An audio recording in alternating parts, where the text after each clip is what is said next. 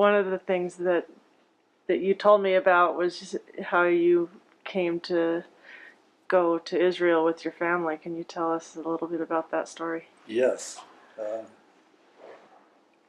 Our president of our church went to Israel years ago, and it was back in the oil crisis, and he said people were not traveling, but he came back and wrote an article in our church magazine and said, if you can go, you should go. It's such an incredible experience. And I never thought I'd have that opportunity. And in 1986, Marty Block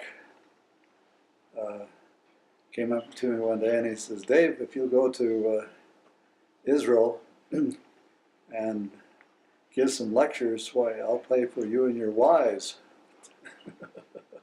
I said, Marty, I've only got one wife. And he says, that's your problem. You hadn't done away with polygamy, I might have joined your church. So, anyway, they had in 1987, they had a IAU meeting in Israel, and I had some responsibility with the millisecond pulsar subsession that I was chairing, and thought, great, we'll go to that. And so I asked the lab if Marty could support me in going to give these lectures, and they said, yes, that would be fine. But when I found out they wouldn't pay for my wife, I called Marty back up and said, got a problem. He says, oh, there's no problem. What can your wife do? I says, how about making zucchini squash fruit leather?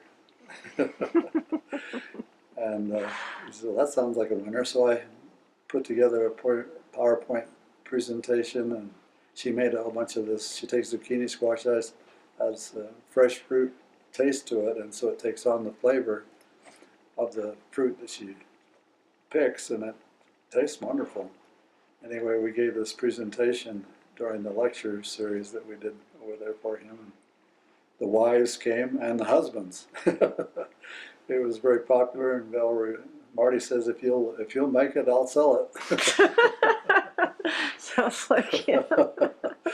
Yeah.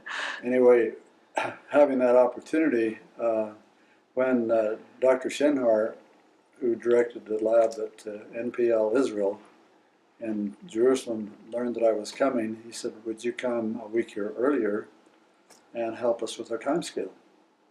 And so I said, sure, we'll do that. And so we spent a week in Jerusalem helping them with their atomic clock system, and then we went to the IAEA meeting and did the lecture series, and then I did a one-week tour with Dan Rona, with my wife and I, and it was an incredible tour, going all over the state of Israel, and it was a life-changing experience for me. I had many, many very, very spiritual experiences. I had studied in detail the walkings and teachings of the New Testament in preparation, so I was prepared, and it just became one of the spiritual highlights of my life. And subsequent to that, I took a GPS Common View receiver over to Shenhar's laboratory and set up that, and we set up the AT1 ensemble techniques. We integrated that, and I ended up going 4 different times back to help them set up their system, and they gave me a nice notation. We did some papers together. So they ended up actually long-term phase locking to UTC. So it was a very nice technique that we employed for UTC, the